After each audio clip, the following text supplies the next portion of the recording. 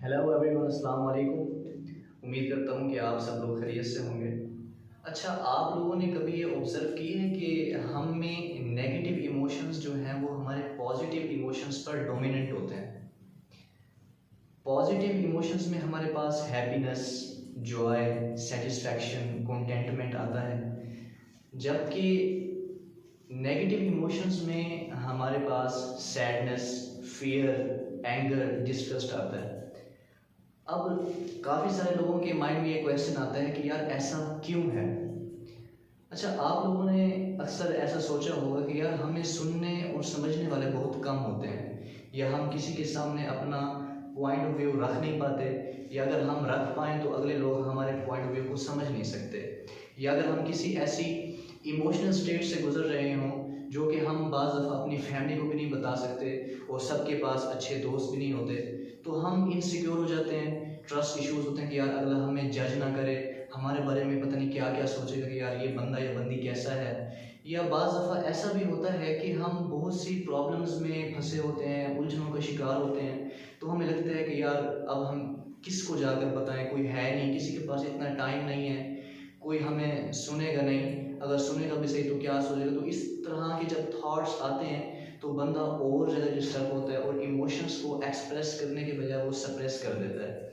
तो अब इस तरह का जो एटीट्यूड है वो क्यों है, और सब अगर ऐसा सोचते हैं तो फिर कहीं ना कहीं कोई ना कोई तो कमी है ना।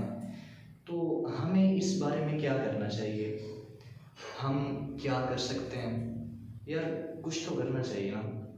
मेरा इस वीडियो को बनाने का बेसिक पर्पज़ ही यही है कि यार अगर हमारे सोशल सर्कल में, हमारे दोस्तों में हमें लगता है या हमें पता चलता है, फील हो जाता है कि यार ये बंदा किसी इमोशनल ऐसी स्टेट से गुजर रहा है कि खुद को स्टेबल नहीं कर पा रहा, किसी ऐसी प्रॉब्लम से गुजर रहा है कि उलझन का शिकार है, जहाँ तक हो सके हमें अगर इस चीज़ की अवेयरनेस है तो हमें उसकी हेल्प करनी चाहिए, उसको गाइड करना चाहिए, उसको मोरली अप करना चाहिए, उसको जज नहीं करना चाहिए और मोटिवेट करना चाहिए। क्योंकि आजकल जो है देखने को मिलता है कि मोटिवेशन नहीं है, लोग जो है वो ज़्यादा क्रिटिसाइज होते हैं और सुनने समझने वाले आपको कम दिखते हैं, क्योंकि ज़िंदगी ऐसी जो है ट्रैक पे चल चुकी है कि किसी के पास किसी को सुनने का टाइम नहीं है।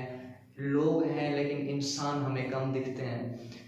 बाज़ दफ़ा मैंने खुद पर्सनली ऑब्जर्व किया कि यार तू तो पागल है, तू तो मेंटल केस है, साइको है, जाके अपना इलाज करा। तो इस तरह की जो हमें चीज़ें सुनने को मिलती हैं तो वो उल्टा बंदे को डिप्रेशन की तरफ लेकर के जा रही होती हैं। तो यार हमें इन चीज़ों से बचना है, इस चीज़ की अवेयरनेस लानी है कि यार हम जहाँ तक हो सके लोगों को हेल्प करें, उनको गाइड करें।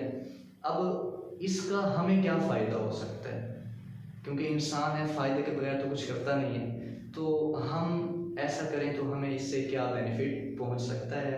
According to research, being kind और being nice to others can in fact have a positive impact on our overall health and wellbeing.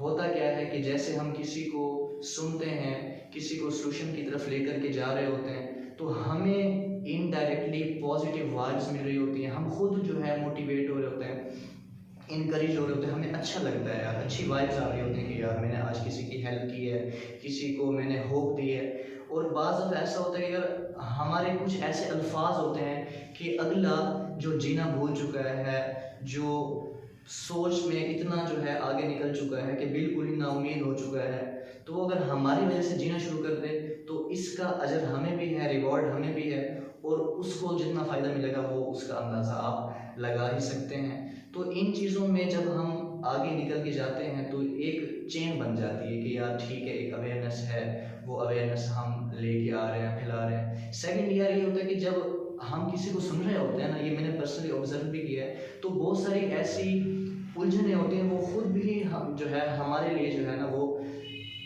आसानियाँ create कर देती हैं, हमें हमारी प्रॉब्लम्स के सॉल्यूशंस मिल जाते हैं। और हमें भी कई दफ़ा ऐसा होता है कि यार हम चाहते हैं हमें कोई सुने, हम किसी के सामने जाकर बैठें, बातें करें। तो जब हम खुद किसी के लिए अवेलेबल होंगे तो कोई हमारे लिए भी अवेलेबल होगा।